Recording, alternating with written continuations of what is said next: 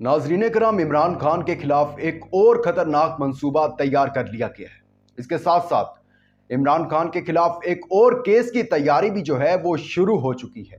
और क्या ताकतवरों का फैसला तब्दील हो चुका है? और दूसरी जानिब नवाज शरीफ वतन वापसी पर मीनार पाकिस्तान पर जलसा करेंगे या फिर अडयाला जेल जाएंगे, ये भी आपको बताते हैं। इसके साथ साथ ताकतवरों के इंतहाई करीब समझे जाने वाले शख्स ने खतरे की घंटी बजा दी है। इन सब अहवाल से आपको आगाह करना बड़ा लाजमी है, लेकिन आगे बढ़ने से पहले हमारे चैनल को सब्सक्राइब कर लें, वीडियो को लाइक और शेयर लाजमी कीजिएगा। नाजरीन करम, सबसे पहले बात कर लेते हैं इमरान खान के हवाले से। इमरान खान की जब से गिरफ्तारी हुई है तब से अब तक इमरान खान पर मुकदमात की भरमार की जा रही है। और अब कौमी एहतसाब ब्यूरो ने चेयरमैन इमरान खान के खिलाफ करप्शन का एक और केस तैयार कर लिया है। ये केस क्या है ये आपको बताते हैं। जराये के मुताबिक इमरान खान पर टेलीथॉन के जरिए जमा फंड्स के गलत इस्तेमाल का इल्ज़ाम है। वही टेलीथॉन जो इमरान खान ने कोरोना की डेज में किया था, लेकिन ये टेलीथॉन तो था वो सलाब जदगान के लिए था। बेसिकली उनके लिए जो फंड्स था इकट्ठा करना था, उस पर जी कौमी एहतसाब ब्यूरो ने इल्ज़ाम लगाया इमरान खान पर कि 4 अरब 32 करोड़ रुपए जमा हुए थे, जिसमें इमरान खान और इनके साथियों ने करोड़ों रुपए की करप्शन की है। और इंक्वायरी की दरख्वास्त भी मौसूल हो चुकी है। नैब रावलपिंडी ने केस की शिकायत की तस्दीक करके इसे इंक्वायरी में बदलने की दरख्वास्त कर दी है। साबिक वज़ीर आज़म इमरान खान इन दिनों साइफर केस में जुडिशल रिमांड पर अटक जेल में कैद हैं। यानी कि अभी जो इमरान खान अटक जेल में साइफर केस पे जो हैं वो गिरफ्तार हैं, और जैसे ही वो बाहर आएंगे तो फिर उनको इस मुकदमे का सामना करना पड़ेगा। तोशाखाना केस में क्या हुआ आपको याद है? रिहाई मिल गई, जमानत मिल गई, लेकिन पता चला जी वो तो साइफर केस में उनकी ऑलरेडी ही गिरफ्तारी डली हुई थी। और अब जो है वो ये केस तैयार है। लेकिन सिर्फ ये ही नहीं, कौमी एहतसाब ब्यूरो नहीं, इसके अलावा भी 190 मिलियन पाउंड केस आपको याद होगा, वही अल कादिर यूनिवर्सिटी ट्रस्ट केस, उसके अंदर भी खान साहब की गिरफ्तारी जो है वो डाल दी चुकी है। खान साहब के वकील ने बेशक ये दावा किया है, बैरिस्टर गौहर ने, कि साइफर केस में रिहाई जो है या जमानत जो है वो मिल जाएगी। लेकिन कोई ये नहीं कह रहा कि इमरान खान जो है वो जेल से बाहर आएंगे, क्योंकि मैंने आपको ऑलरेडी बता दिया है, मंसूबा वही तैयार है कि केसेस की भरमार कर दो, बाहर नहीं आने देना।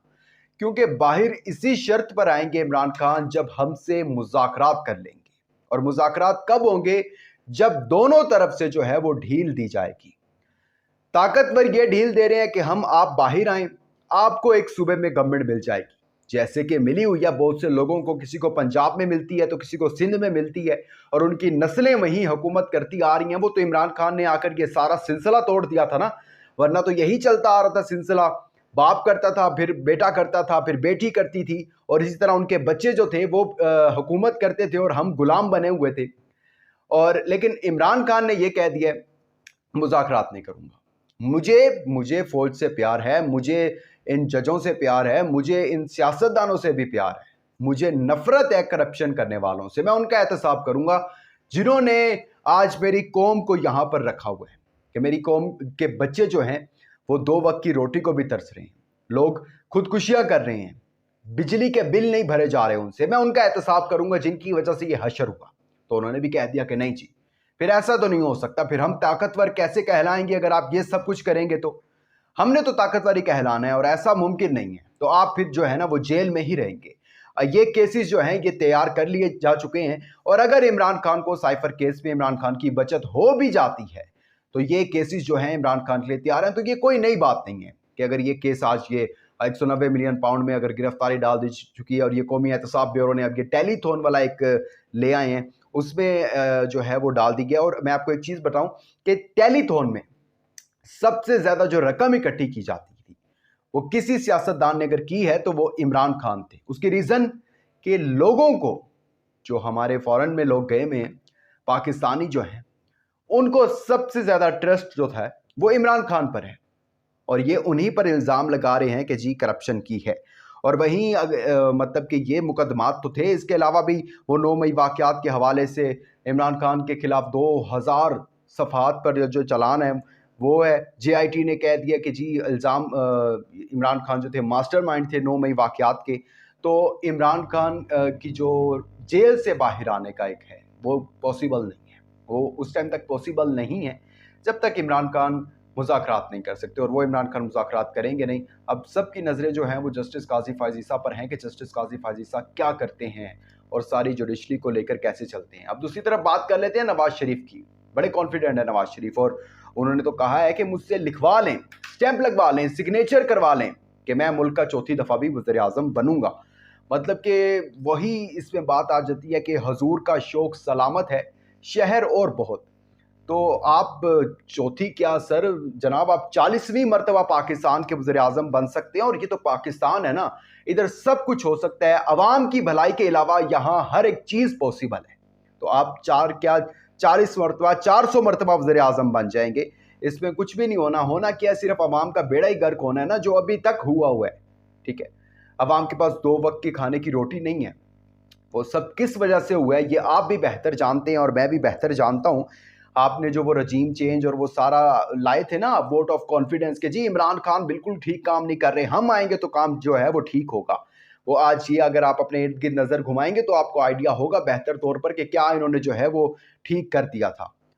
और अब जी इनकी तैयारियां हैं कि अब ख्वाब तो बहुत बड़े हैं कि मुल्क का वज़ीर आज़म बनूंगा और चौथी दफ़ा और आऊँगा पाकिस्तान, लेकिन अब हालात इतने सादा नहीं हैं। कल 80 इंक्वायरीज जो हैं वो खुल चुकी हैं जी। नवाज शरीफ, आसिफ जरदारी और दीगर सियासतदानों के केसेस बहाल हो गए हैं। और बड़ी दिलचस्प इंटरेस्टिंग बात की है कामरान खान साहब ने, कि बड़ी खबर दी है उन्होंने, कहा दमादम मस्त कलंदर होने जा रहा है, आप ज़रा वेट करें।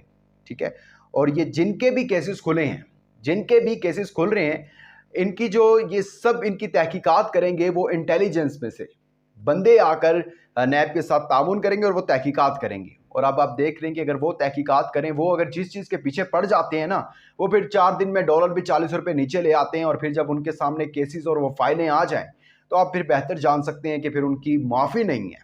ठीक है, और इसके अंदर जो तहकीकात की जा रही है, इसमें साबिक 7 वज़ीर आज़म हैं, 14 वज़ीर आला हैं, 78 वज़रा हैं, 176 पार्लियामेंटेरियंस हैं, 114 अफसरान हैं।